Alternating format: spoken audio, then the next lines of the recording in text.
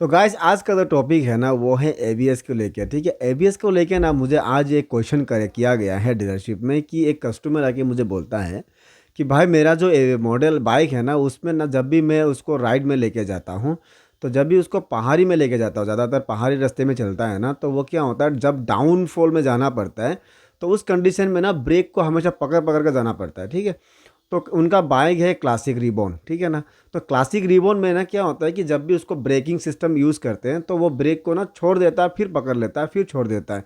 तो इस कंडीशन में ना उनको दिक्कत होता है क्या ना कि बाइक अगर डाउन में है तो उसको अगर ब्रेक हम लोग एबीएस का जो होता है एक बार छोड़ता है फिर पकड़ता है, तो उस कंडीशन में क्या होता है ना बाइक थोड़ा आगे स्पीड से चला जाता है, फिर से ब्रेक को पकड़ लेता है। तो ऐसा कंडीशन आपके साथ भी होगा, क्योंकि ज़्यादातर जितने भी मॉडल्स है सब में एबीएस है और सबका एबीएस इसी प्रकार ही काम करता है। तो इस कंडीशन में हमें क्या करना चाहिए? ठीक है, और दूसरा कि अगर मेरे बाइक का एबीएस है तो वो एबीएस क्या काम कर रहा है या नहीं, वो हम लोग कैसे पता करेंगे? अगर मेरा बाइक का एबीएस जो है वो सही है या नहीं, या फिर ख़राब हो चुका है, उसको अगर हम लोग जानकारी जानना चाहते हैं तो उसको हम लोग कैसे जान पाएंगे? तो बहुत सारे सवाल होते हैं कि एबीएस को लेके भी, कि एबीएस काम कैसे करता है, तो एबीएस में क्या हम लोग को एक्स्ट्रा कुछ खर्चा करना पड़ता है, क्या एबीएस अगर हम लोग का फेल हो जाए तो क्या ब्रेक काम नहीं करेगा? इस तरह के बहुत सारे सवाल हैं। सो जितने सवालों का जवाब है आज इसी वीडियो में क्लियर कर देंगे। तो सबसे पहले शुरू करते हैं एबीएस को लेके ही। जो एबीएस अगर मेरा ख़राब हो जाए तो मुझे पता कैसे चलेगा?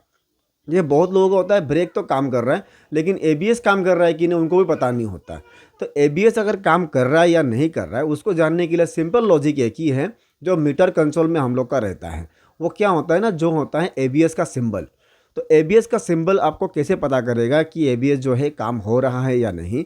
उसके लिए आपको क्या करना है, बाइक को जब भी चलाएंगे ना उस कंडीशन में पता चल जाएगा कि बाइक चलाने के समय अगर मेरा एबीएस का जो लाइट है वो अगर कंटिन्यूसली जल ही रहा है तो उसका जो एबीएस है ना वो सही तरीके से काम नहीं कर रहा है। ठीक है, अगर मान लीजिए कि गाड़ी स्टार्ट से हो गया या फिर गाड़ी रुका हुआ है, इस कंडीशन में मैंने चाबी ऑन किया, उस टाइम एबीएस का लाइट आ गया और स्टार्ट देने के बाद तब भी एबीएस का लाइट जला हुआ है और रनिंग करते साथ साथ एबीएस का लाइट ऑफ हो चुका है, तो आपका एबीएस जो है सही तरीके से काम कर रहा है।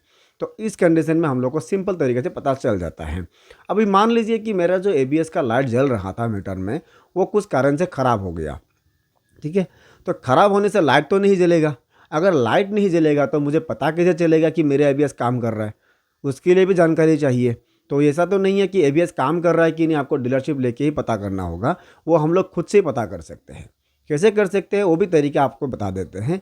कभी भी अगर आपका बाइक एबीएस काम कर रहा है या नहीं उसके बारे में जानना हो तो हमेशा बाइक को ना एक ऐसे जगह पे चलाइए जो हाईवे खाली हो, थोड़ा बहुत मतलब इतना भीड़ ना हो, उस रास्ते पे चलाइए और हो सके स्पीड ना 30 या फिर 40 ले लीजिएगा स्पीड। ठीक है, तो उस कंडीशन में आपको क्या करना है, तो कोई भी एक ब्रेक आपको प्रेशर करना है, जैसे कि पीछे वाला अगर हम लोग हार्ड ब्रेक मारेंगे तो उस कंडीशन में क्या होगा ना, ब्रेक एक झटके में पकड़ेगा, फिर छोड़ देगा, फिर पकड़ लेगा। तो इस कंडीशन में अगर होता है तो समझ लीजिए आपका बाइक का जो एबीएस है काम कर रहा है। अगर नहीं तो अगर मैंने एक झटके में ब्रेक मारा तो चक्का जो है मेरे पीछे वाला वो लॉक हो गया या फिर स्लिप मार रहा है, तो उस टाइम आपका एबीएस काम नहीं कर रहा है। सिंपल यही लॉजिक है। ठीक है, इसी तरह से आगे का भी व्हील है जो उसका भी काम इसी तरह से ही होता है। तो बहुत लोग क्या करते हैं, दोनों ब्रेक को एक साथ ही प्रेस करते हैं, तो उस टाइम में उनका झटका वगैरह जो होता है ना वो नहीं लगता है, तो इसीलिए उनको डाउट हो जाता है कि एबीएस काम ही नहीं कर रहा है क्या। तो सिंगल प्रेशर करेंगे तो ज़्यादा काम मतलब जो पता चलता है कि एबीएस काम कर रहा है। अगर डबल एक साथ ब्रेक करेंगे तो आपको पता नहीं चलेगा, उसको भी आपको ध्यान देना है। तो अब बताते हैं बाई चांस मेरा अगर एबीएस ख़राब हो गया, मान लीजिए मीटर भी सही था, मीटर में लाइट भी जल रहा था और बाइक रनिंग कर रहे हैं, उस कंडीशन में मेरा जो है एबीएस का लाइट जल गया, ऑटोमेटिकली जल गया, तो उस टाइम में क्या मेरा नॉर्मल ब्रेक काम करेगा या नहीं करेगा?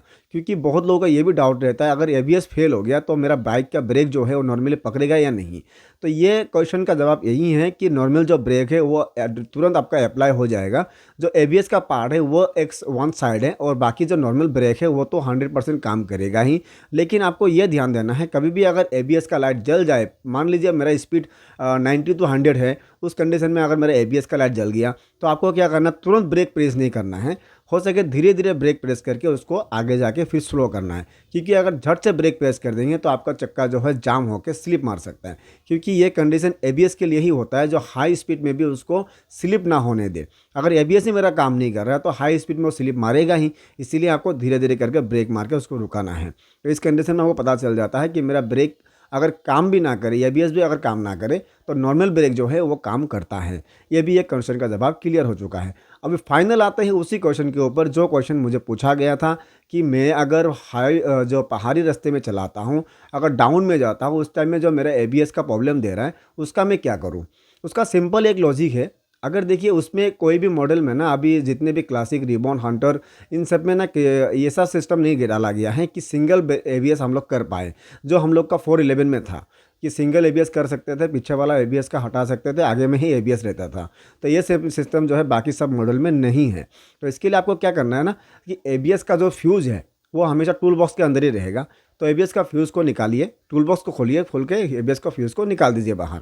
तो निकाल देंगे तो एबीएस काम करना बंद कर देगा।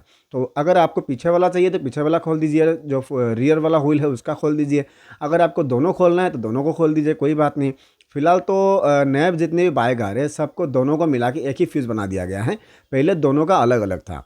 अगर एक ही फ्यूज़ निकाल देते हैं तो दोनों का एबीएस बंद हो जाएगा। उस कंडीशन में आपको ना जब भी डाउन जाना होता है तो उस कंडीशन में आपको डाउन में बढ़िया से आ पाएंगे, क्योंकि ब्रेक हार्डली पकड़ेगा भी और गाड़ी को स्लिप नहीं होने देगा। क्योंकि हम लोग का एबीएस रहने से वो छोड़ेगा फिर पकड़ेगा, तो उससे बेटर है कि आपका एबीएस का फ्यूज़ निकाल दें, तो वो डाउन में आराम से चला भी जाएगा। फिर डाउन अगर क्लियर हो गया, मेरा हाईवे में मैंने पहुँच गया, तो उस टाइम में आपको एबीएस का फ्यूज़ लगा देने से फिर एबीएस एक्टिवेट हो जाएगा। क्यों, तुरंत आपका एबीएस का लाइट ख़त्म नहीं होगा, वो भी आपको ध्यान देना है। अगर मैंने एबीएस का फ्यूज़ निकाला, कुछ टाइम चलाया, उसके बाद फ्यूज़ लगाया, तो तुरंत जो एबीएस का लाइट है हो सकता है नहीं भी जाए, या फिर एमआई लाइट जो आता है वो भी इंजन का ऑन हो जाएगा, उस टाइम में वो ना भी जाए, लेकिन कुछ टाइम चलाने के बाद वो ना ख़त्म हो जाएगा।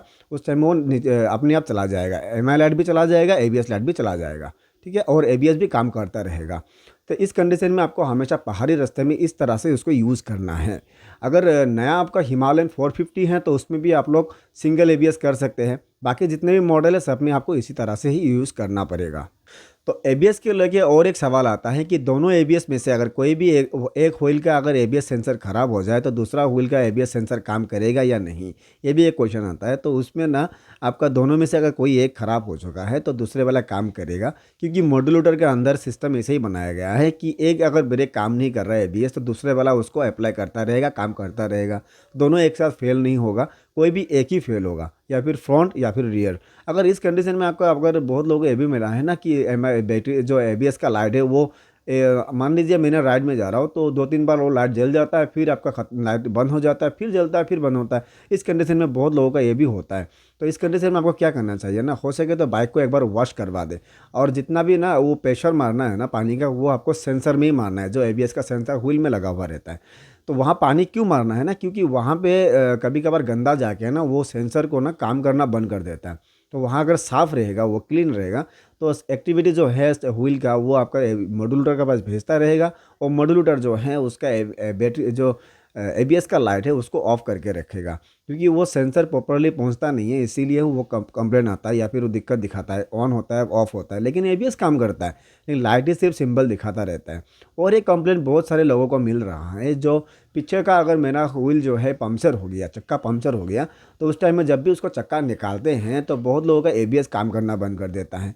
उस कंडीशन में आपको क्या करना है ना, हमेशा कब पीछे का अगर व्हील खोलने वाले हैं तो ध्यान ये बात को पहले दीजिए, जो एबीएस का सेंसर लगा हुआ है पीछे में उसको पहले निकाल ले बाहर, चाबी ऑफ कंडीशन में उसको पहले बाहर निकाल ले। निकालने के बाद आपको जो कैलीवर है उसको निकालना चाहिए। बहुत लोग क्या करते हैं, कैलीवर के साथ जुड़ा हुआ है उसमें कैलीवर के साथ ही खींच देते हैं।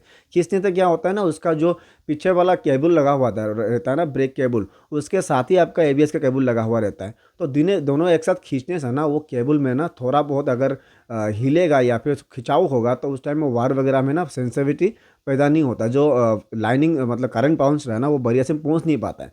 तो इसीलिए ना एबीएस का लाइट जलता रहता है। इसीलिए हम बोलते हैं पहले उसका एबीएस का सेंसर को निकालिए, उसके बाद कैलीबर को निकालिए, फिर व्हील को निकाल दीजिए। फिटिंग भी आपको उसी तरह करना है, पहले व्हील को डालिए, फिर कैलीबर डालिए, फिर सेंसर डालिए। तो इस कंडीशन में आपको काम करना चाहिए, आगे का भी और पीछे का भी।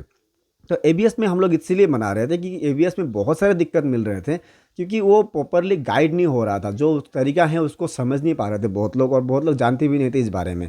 तो इस मेरा जो फ़र्ज़ था, मैंने आपको बता दिया एक एक करके जो एबीएस के जितने भी डिटेल्स या फिर जितने भी तरीके होते हैं एबीएस से हम लोग को हैंडल करने का, तो हर एक तरीका मैंने आपको बता दिया है। इसमें से भी कोई अगर आपके पास जितने भी मैंने बताए हैं इसमें से भी कोई ऐसा पार्ट है जो आपको मिला है लेकिन मुझे पता नहीं चला, उसके बारे में आप कमेंट करके ज़रूर बता दीजिएगा। मैं नेक्स्ट वीडियो में उसका भी वीडियो आपको बना दूंगा। और लास्ट में मैं बताता हूँ, 2 कमेंट के ऊपर रिप्लाई करूँगा। 2 कमेंट मुझे फ़िलहाल किया गया है। एक कमेंट है कि मैं एक सेकेंड हैंड बाइक खरीदता हूँ, जो वो बाइक जो है जिसके नाम पे है, मैं अगर उनके नाम से ट्रांसफ़र अपने नाम पे कर दूँ तो क्या मेरा वारंटी जो है कैंसिल हो जाएगा, या फिर मुझे कोई भी सामान का वारंटी करना है तो वो वारंटी मिलेगा या नहीं। ये भाई ने क्वेश्चन किया था। तो इस कंडीशन में ना कभी भी आपको ये नहीं दिखा जाता है, कोई भी सामान का वारंटी करना है तो बाइक किसका है ये पता नहीं किया जाता है। पता यही किया जाता है ना चेसिस नंबर में, बाइक मॉडल जो है सही है कि नहीं, यही मॉडल है या नहीं। मॉडल सही है तो उसका जो भी काम है, जो भी तकलीफ़ है वो दूर किया जाएगा, लेकिन उनका हिस्टोरी सही होना चाहिए। सर्विस हिस्टोरी ओके होना चाहिए, एक भी सर्विस मिस नहीं होना चाहिए, किलोमीटर टाइमली होना चाहिए, जो लिमिट किलोमीटर है उससे पार नहीं होना चाहिए, और जितना भी साल उसका लिमिट रहता है उससे पार नहीं होना चाहिए। बाकी बाइक किसका है फ़र्क नहीं पड़ता, वारंटी आपका आराम से हो जाएगा। नेक्स्ट जो क्वेश्चन आया था मेरे पास उसके बारे में थोड़ा बताते हैं। हाँ, नेक्स्ट क्वेश्चन यही आया था कि हिमालयन 450 है उनका, तो टैपिड का नॉइज़ आया था। तो उस कंडीशन में उन्होंने क्या किया, थर्ड सर्विस करवाया और सिम भी बदला। तो सिम बदलने के बाद नॉइज़ तो सही हो गया, लेकिन सिम का पैसा उनसे लिया गया था। तो क्या वो सिम का पैसा जो है लिया जाता है या नहीं, उनका क्वेश्चन यही था। तो सिम का पैसा तो आपको पे करना पड़ेगा, क्योंकि वो सिम जो है वो एक आइटम है, वो पार्ट्स है, उसका पैसा आपको पे करना पड़ेगा। लेकिन अगर आपका टैपिड अगर एडजस्टमेंट करने के साथ साथ उसमें सिम ज़रूरत नहीं पड़ता है, तो एडजस्टमेंट का जो पेमेंट होता है, जैसे कि कोई भी टेक्नीशियन का लेबर होता है, वो आपसे लिया नहीं जाएगा, क्योंकि वो थर्ड सर्विस में फ्री होता है। अगर मैंने टैपिड क्लेंस करने के बाद सिम का भी पैसा लिया गया है और लेबर चार्ज भी लिया गया है, तो वो गलत है। आपको सिर्फ सिम का पैसा ही देना होता है, इंजन ऑयल का पैसा देना होता है, फिल्टर का पैसा देना होता है, बाकी लेबर चार्ज बिल्कुल फ्री रहता है फोर्थ सर्विस तक। क्योंकि फोर्थ सर्विस तक आपको कोई भी लेबर का पैसा नहीं देना पड़ता, सिर्फ एक कंज्यूमर चार्ज देना पड़ता है, बाकी कुछ भी नहीं देना पड़ता है।